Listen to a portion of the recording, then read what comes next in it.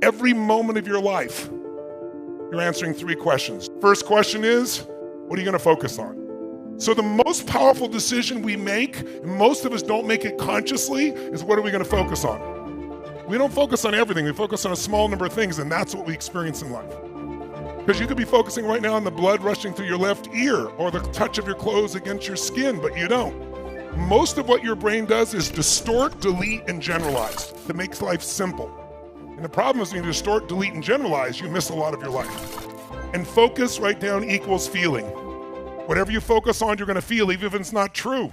If I asked you, there are 2 things you could focus on, what you have or what's missing.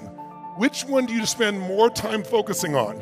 If your brain is constantly focusing on what's missing, how can you ever sustain happiness no matter how successful you become? It is impossible. What happens when you focus on what you have? You feel alive. You feel no scarcity. You feel joy. How many of you have lots of things in your life that if you focused on it, you could feel grateful for, you could feel excited about? How many got lots of things like this now? Say I. But it doesn't exist unless you focus on it. And we all have patterns of focus. Do you tend to focus more on what you can control or what you can't control, what's outside your control? What is someone going to feel who's constantly focused on what's missing and what they can't control? Sad, frustrated, angry, depressed? So why are they still depressed? Because they're still focusing on what's missing. And they're focused on what they can't control. And I'll add one more. Do you tend to focus more on things from the past, the present, or the future? We all do all 3. But if you're going to spend your predominant time and you want enjoyment, it's the present. If you want to create a great life, it's the future. So it's a balance between the present and future. These 3 patterns alone can change your whole life.